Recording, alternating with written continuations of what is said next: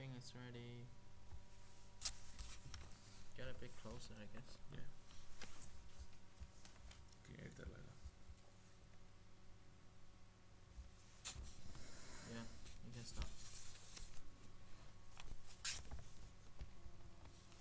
Okay guys, welcome to another Wyndham College lecture.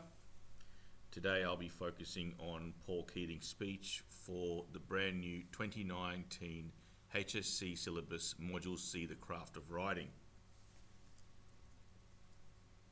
So as I go through the different components of this lecture, you'll see a little text box on the side, and that text box will basically have intros into the section of the syllabus that this speech pertains to. So there'll be little keywords there from the rationale from Module C that each of these, if you could call them teals, connect with. You'll kind of get it as we go along. So let's start. The most notable way that this text fits into the craft of writing is in the first paragraph, with the use of repetition.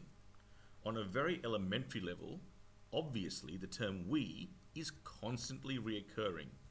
Some would call this the sledgehammer methodology.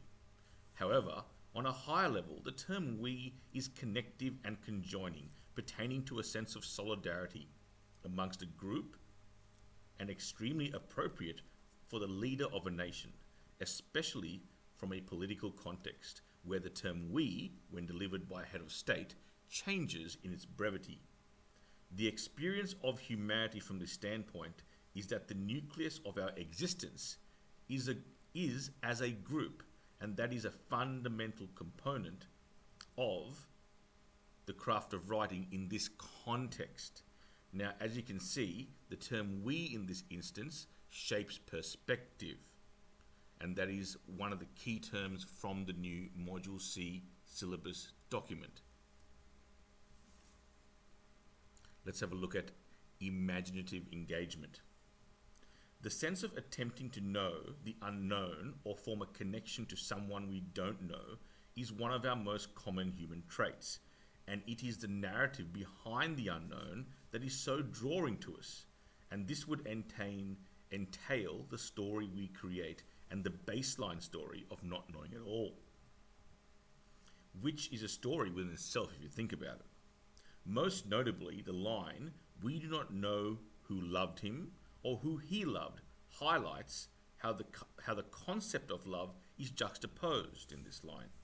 But most importantly, the concept of love illuminates through the craft of writing, in that we are drawn to this man simply due to this connective force.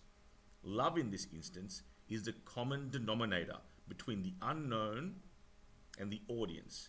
As living beings, we are able to reflect and draw on our own understanding of love and be able to conceptualize the soldier's own emotions. Keating clearly demonstrates the significance of valuing common ideals and emotions in order to bring people closer together. So in this instance, it's very easy to see the imaginative engagement here through the concept of love. Let's move on. And evoking emotion. One of the most poignant lines in the speech, and one that embodies the notion of the craft of writing so powerfully, is in the second paragraph. The quote is, "He is all of them and he is one of us." In essence, this paradox clearly defines the human experience without even mentioning the paradox of connecting with someone who isn't even alive.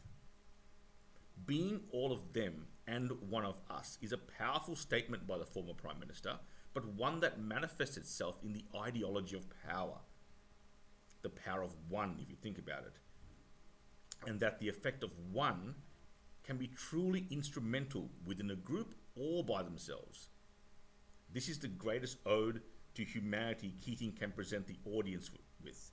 The setting of the speech also connects to both the power of one and the concept of an ode, as this masterclass in anthropology was delivered at a memorial. Don't forget the actual setting, it's really important. So clearly the setting, the basis behind it, clearly evokes emotion in this instance. So again, this text really hits the Module C rubric out of the park, if I can use a bit of jargon there for you. Okay, let's have a look at share vision. The new offerings Keating attempts to laud the audience with in relation to a renewed sense of identity would be through the simile in the first line of the fourth paragraph. This Australia and the Australia he knew are like foreign countries. This is a very politically motivated speech in many ways, and I'm not going to give you a bias in terms of a subjective or objective view on this one. I'll just look at it from an English perspective, but this can be seen as a little bit political. This demonstrates that there has been a significant cultural shift in the country this soldier once called home. But from a mildly Republican standpoint, it would seem that Australia is moving away from the mother country. Now, you're probably thinking maybe Paul Keating has an interest in this line of thinking, but let's just continue. This is further endorsed by referencing the rhetoric of the propaganda machine that created the Anzac legend, one of those who believed that the Great War would be an adventure too grand to miss. There is an undeniable angle to his speech that highlights that whilst this soldier's death was heroic and his cause was valiant, there is some minor cloud on why he was there. This in turn questions the objectives of the monarchy, which ultimately illuminates the idea of a renewed sense of identity. The use of intertextuality and sarcasm further emphasizes Keating's point of view in relation to the necessity of the Great War. Speaking retrospectively, the former Prime Minister understands the multitude of battles that have taken place since that famous saying was uttered, "A war to end all wars," and thus, using that line in his speech, clearly casts doubt, maybe, of the legitimacy of monarchist rule at the time. The responder can question, why do we still hold to our personal battles? Why would the former Prime Minister use that angle? Or is it just a new way of looking at things? What is it about our nature and the human experience, if I could say that word, that beguiles us to continue with this line of questioning? Now, this again fits perfectly into the concept of sharing a vision. Here is Paul Keating's vision. Is it a biased vision, or is it just that myself, Tim McIntyre, as the analyst, has made a mistake even and seen it as a sense of bias? That's up to you. This is the beauty of English. This is my analysis. If I'm wrong, make a comment. I might even do a new one.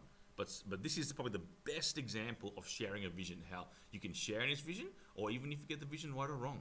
It's up to you guys. But look, that's my analysis. I hope you enjoyed it. And if you've got a comment, please leave one. Thank you, and please subscribe. Cheers. Thank you. How long was that?